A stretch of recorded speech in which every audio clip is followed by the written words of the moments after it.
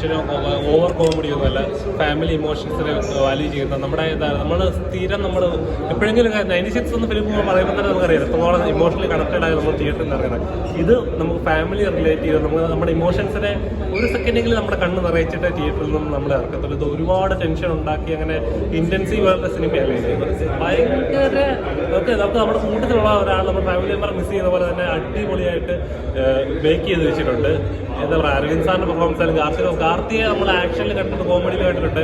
പക്ഷെ ഇതേപോലെ നാച്ചുറലായിട്ട് ചെയ്യുന്നത് ഫസ്റ്റ് ടൈം എനിക്ക് കാണുന്നത്. എനിക്കത് ഭയങ്കരമായിട്ട് ഇഷ്ടപ്പെട്ടു. ലാഗായിട്ട് എനിക്ക് ഇത്രയും മണിക്കൂർ പോയതേ അറിയില്ല. തിയേറ്ററിൽ വളരെ ഇന്റർവെല് കഴിഞ്ഞിട്ട് പോലും നമുക്കെന്താ പറയാ, പിന്നെ അടുത്ത് നിന്ന് കാണാനായിട്ട് അവിടെ തന്നെ സീറ്റ് ചെയ്തിരുന്ന് എൻജോയ് ചെയ്യാൻ ഇറങ്ങാൻ പോയി തോന്നില്ല. അത്ര മനോഹരമായിട്ട് ഓരോ ഫ്രെയിമും ചെയ്തിട്ടുണ്ട്. ഭയങ്കര രസമായിരുന്നു. സ്റ്റോറി വൈസ് ആയാലും മേക്കിംഗ് വൈസ് ആയാലും ആക്ടിംഗ് വൈസ് ആയാലും അടിപൊളിയായിട്ട് തിയേറ്ററിൽ തന്നെ നിങ്ങൾ കാണാൻ ശ്രമിക്കുക കേട്ടോ. മസ്റ്റ് വാച്ച് തിയേറ്റർ എക്സ്പീരിയൻസ് ആണ്. 96 ഒക്കെ ഇഷ്ടപ്പെടുന്നവർ ഉറപ്പായിട്ടും വന്ന് കാണണം. അതുപോലെ തന്നെ ഒരു സ്ലോ ഫേസിലെ ഡ്രാമയാണ്. കാർത്തിയും അരവിന്ദ് സ്വാമി ഒരു രക്ഷയില്ല. പ്രേംകുമാറിൻ്റെ മറ്റൊരു ഹിറ്റാണ് അതിൽ. അതുപോലെ മ്യൂസിക് എൻ്റെ പൊന്നെ ഒന്നും പറയണ്ട. ഫസ്റ്റ് തൊട്ട് എൻഡിങ് വരെ എൻഗേജ്ഡ് ആയിരുന്നു. ഭയങ്കര ഫീലാണ് നമ്മൾ ഇറങ്ങി വരുമ്പോഴത്തേക്ക്. എന്നെ പണി വെച്ചെടുക്കാന്ന് പറയില്ല, അതുപോലൊരു ഫീലിലാണ് ഇറങ്ങി വരുന്നത്. ഒരു ലൈഫുള്ള ഫിലിമാണ്. അതുകൊണ്ട് മിസ് ചെയ്യാതെ തിയേറ്ററിൽ തന്നെ ഒന്ന് കാണുക. Super movie. പെർഫോമൻസ് ഒക്കെ എങ്ങനെയുണ്ട്?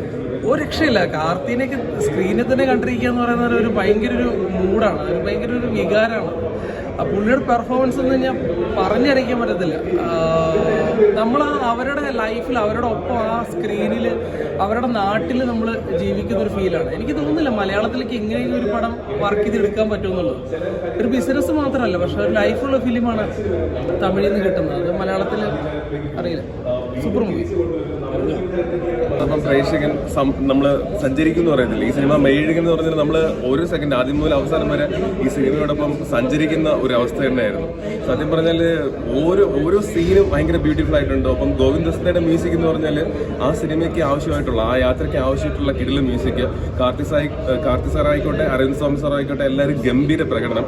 സത്യം പറഞ്ഞാൽ അവിടെ തിയേറ്ററിൽ ചെന്നിരുന്നിട്ട് ഇതിന് അല്പം ഡ്യൂറേഷൻ കൂടുതലുണ്ടെന്നുണ്ടെങ്കിൽ ഈ സിനിമയുടെ ആ ഒഴുക്കിനോടൊപ്പം നമ്മളും ആ നാട്ടിൻപുറവും അവരുടെ ജീവിതവും ഒക്കെ ആയിട്ട് സഞ്ചരിക്കുന്ന വേറൊരു ഫീല്. തീർച്ചയായിട്ടും തിയേറ്ററിൽ ആസ്വദിക്കാൻ പറ്റിയ ഒരു ഗംഭീര സിനിമ തന്നെയാണ് മെയ്യഴകൻ.